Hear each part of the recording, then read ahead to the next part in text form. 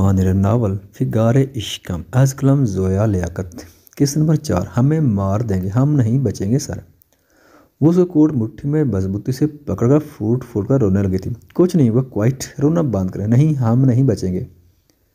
वो रोते हुए उसके कोट में सर छुपा चुकी थी और वो फरार होने के रास्ते की तलाश में था। फायरिंग बंद हो गई थी। मरजान काजमी दोनों ने आवाज़ की सम्मत देखा था। अगर तुम चाहती हो ये लड़की यहाँ से जिंदा सलामत वापस जाए तो सरेंडर कर दो।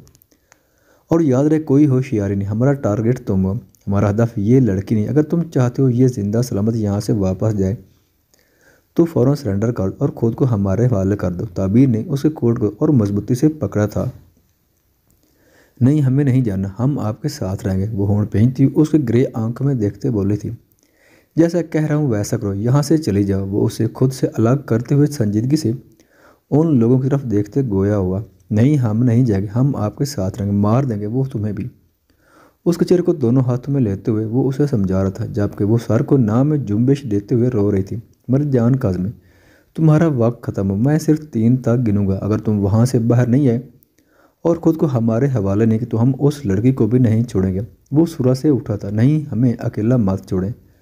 वो घबराए हुए उसका हाथ पकड़ चुकी थी। जैसा कह रहा हूँ करो। वो संजीदा हुआ।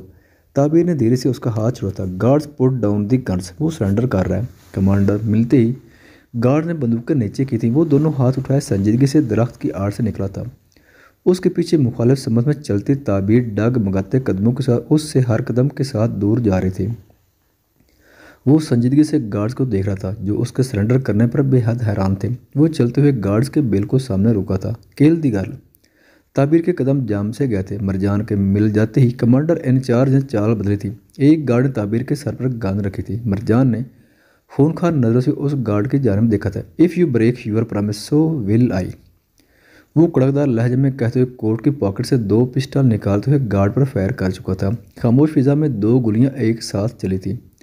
खून का एक फोरा कमांडर के सर के बीचों बीच से निकला और वो साकत होकर ज़मीन पर गिरा, जबकि दूसरी गोली उस गार्ड को सीने में लगी थी जो ताबीर पर गोली चलाने वाला था। गार्ड में खौफ व हरास फैल गया था। वो दोनों हाथों में पिस्टल लिए ताबीर की तरफ तेजी से बढ़ा था, जो बेचारी गार्ड के मार जाने पर सदमे से माथा पीटने को तैयार खड़ी थी। उसके पीछे फायरिंग की बुछाड़ हुई थी। वो तेज से ताबीर को खींचते हुए एक पत्थर के पीछे आया था। आपने मार दिया उनको। वो खौफ से आंखें फैलाते हुए उसे घूर गई थी। अगर अब तुम चुप न हुई मैं तुम्हें भी उनके पास पहुंचा दूंगा। वो मसनूई गुस्से से उसे डरा चुका था। वो मुकम्मल चुप हो गई थी। यहाँ से 1 इंच मत हिलना, वो उसे हुक्म देते हुए वो पिस्टल लोड करते हुए जलती हुई गाड़ियों की तरफ बढ़ा था। रुको। निशाल जो दबे पाँव किचन से निकल थी नजम की आवाज़ पर रुकी थी। आज फिर तुम अपने ही घर में चोरी पर उतर आई हो। निशाल ने जल्दी से केक की प्लेट अपने पीछे छुपाई थी और उसकी तरफ आंखें फैलाते हुए मुड़ी थी। आपकी प्रॉब्लम क्या है भाई? मैं जहाँ पे किचन आऊँगी क्या चोरी के नीयत से आऊँगी या कुछ खाने ही आऊँगी? निशाल ने तीखे लहजे में कहा। तो किचन में और किस नीयत से आते हैं? वो टिश्यू उसके हाथ में थमाते हुए हंसी दबाकर बोला। निशाल ने टिश्यू को घूरा जिस पर वो पॉकेट से मोबाइल निकालते हुए उसे उसी की शक्ल दिखा चुका था। उसके होंठ केक से भरे हुए थे। मर गई। वो टिश्यू से मुंह साफ कर चुकी थी। वो पीछे क्या छुपाया? नजम ने एक आईब्रो उठाया। ये वो अली जी आपी को भूख लगी है, साइड पर हटे, मुझे उनके लिए कुछ खाने को ले जाना था। बहाना बनाते हुए वो फ़ौरन हवा हुई। नजम हंसते हुए उसे जाता देख रहा था। बादल ज़ोरदार गरज के साथ बारिश की पेशगोई कर चुके थे। ठंडी हवा चल पड़ी थी। कहाँ गए वो दोनों? ढूंढो, वरना आज बास हमें नहीं छोड़ेंगे। गार्ड उन्हें ढूंढने के लिए अलहदा हो गए थे। वो सख्त पड़े गार्ड तक पहुंचा था। उसकी AKM गन उठाते हुए उसने उसे लोड किया था। ताबीर ने हैरत से उसकी तरफ देखा जो पिस्टल पॉकेट में रखते हुए दूसरी AKM गन पर मैग लगा रहा था। वो दोनों गन उठाते हुए एक पत्थर उठाकर मुखालिफ समत में डाल चुका था। मैंने वहाँ आठ सुनी, कोई था वहाँ? एक गार्ड पत्थर की समत देखते हुए बोला। गार्ड्स आठ की जाने मुतवज्जा हुए थे उसके इरादे जानकर। ताबीर ने डरते हुए दोनों आंखों पर हाथ रखे थे। फायरिंग की आवाज़ खामोश फिजा में तूफान की तरह गूंजी थी। वो दोनों गन से बड़ी मुहारा से फायरिंग कर रहा था, जबकि मुखालिफ समत से आती हुई फायरिंग पर डॉज हो रहा था। कवर फायर करते वो जलती कारों को कवर की तरह इस्तेमाल कर रहा था। बेवकूफ़ों, क्या कर रहे हो? दूसरी समझ से अटैक करो। कुछ गार्ड कॉल पर दूसरी जाने बढ़े थे जिस तरफ ताबीर थे। नॉट ए चांस, वो तन से कहते हुए एक घुटना टिकाते हुए उनकी जाने मुतवज्जा हुआ था। वो रुख बदलते हुए लेफ्ट साइड पर परी फायर कर रहा था। गार्ड्स वापस राइट साइड की तरफ दौड़े थे। हम बुरी तरह फंस चुके हैं, गार्ड ने कॉल पर घबरा कर बताया था। एक बंदा नहीं मारा तुमसे इडियट। दूसरी तरफ से जवाब सुनकर वो शख्स आग बगोला हो गया था। ताबिर ने आध मुंह खोलकर उसे देखा जो सब गार्ड पर भारी पड़ रहा था।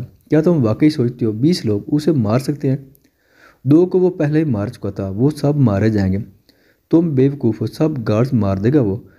गिलास में ड्रिंक डालते हुए एक अंधेरे में डूबा हुआ वजूद तन से हंसा था। तुम इतने यकीन से कैसे कह सकते हो? पहला शख्स हैरान होता। मैं बहुत करीबी ताल्लुकात की बुनियाद पर कह रहा हूँ। वो 20 तो क्या, ऐसे 100 लोग भी मार डालेगा। वो मौत से नहीं डरता, मैं जानता हूँ वो कौन है, मगर तुम वाकिफ़ नहीं। उसके पास खोने के लिए कुछ नहीं, उसकी कोई कमज़ोरी नहीं है। ड्रिंक पीते हुए वो शख्स उठा। तो अब क्या किया जाए? पहला शख्स सोच में पड़ गया था। उसकी कमज़ोरी गार्ड्स के मुताबिक उसके साथ एक लड़की देखी गई है। फाइनली मरजान काज़मी की ज़िंदगी में कोई आ ही गई।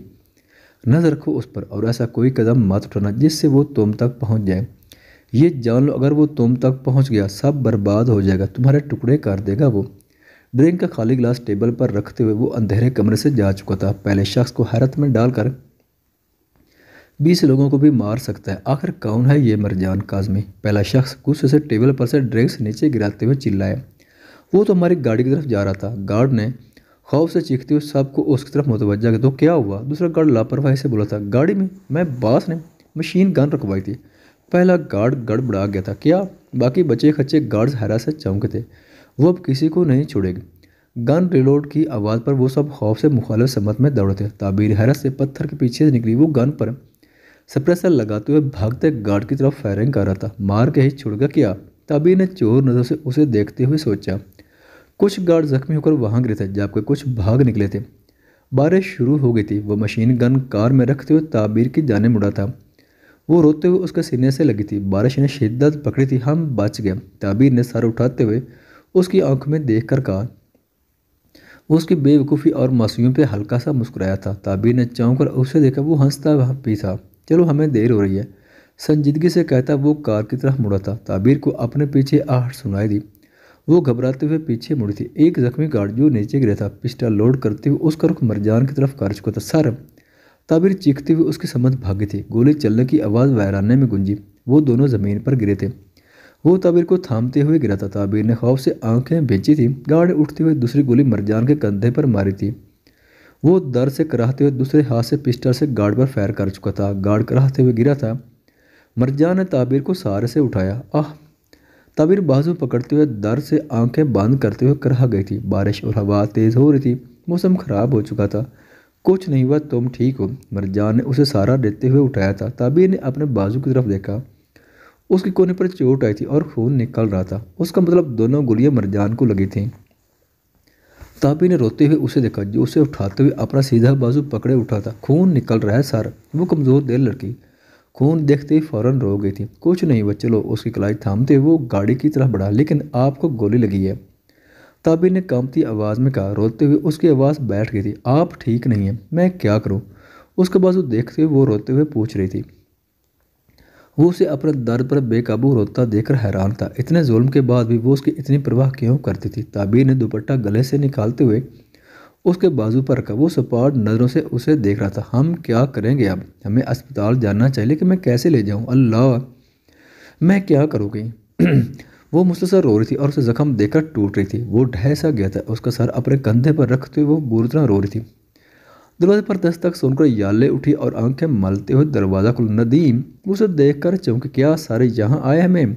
वो नज़र झुकाए खड़ा था। नहीं, क्या भैया, वो तो नहीं आए। आधी रात को वो यहाँ क्या करने आ गए? याले ने हैरानगी से पूछा। मेरा मतलब घर से था।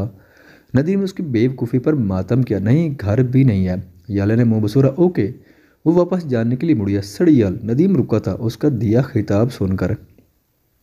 मेरा मतलब था एरियल। वो मुझे याद है, मैंने कल बहुत कपड़े धोने हैं। वो दरवाज़ा बंद करते हुए ज़ोर से हंसी थी, जिस पर नदीम ने दरवाजे को घूर से नवाजा था। सर, अगर घर में नहीं तो कहाँ है? कहीं कोई हादसा? वो सोचते हुए जल्दी से लाउंज में खड़ी कार में बैठा था। मुझे खुद जाना चाहिए था सर के साथ। वो खुद को कुछता हुआ कार को भीगे रोड पर दौड़ा चुका था। वो अच्छे से जानता था वो इस वक्त भी ड्राइव कर सकता था, मगर वो उसे आजमाने के लिए उस इरादे को तर्क कर चुका था। सर, आप मुझसे न बोले ना खामोश मत रहें। उसके भीगे चेहरे को थप थपाते हुए भर्राए लहजे में बोली थी। वो धीरे से आंखें खोल चुका था। हम अस्पताल जाएंगे, मैं लेकर जाऊंगी। उसके बाजू धीरे से थामते हुए उसे उठाते हुए बोली। मगर भला वो तितली जैसी लड़की कैसे संभाल सकती थी उसे। वो संजीदगी से उसे अपने खातर रोता पीटता देख रहा था। बामुश्किल वो उसे खड़ा कर चुकी थी। मुझे रास्ता नहीं पता, वो घबराते हुए आसपास देख रही थी। दूर से आती रोशनी शायद देखकर वो और सहमी थी। ख़वातीनो हज़रात, वीडियो देखने का शुक्रिया। अगर वीडियो पसंद आए तो चैनल को सब्सक्राइब करें और साथ ही बेल के आइकन को लाजमी प्रेस करें ताकि आपको आने वाली वीडियोज़ के अपडेट सबसे पहले मिल सकें। खुदा हाफिज़।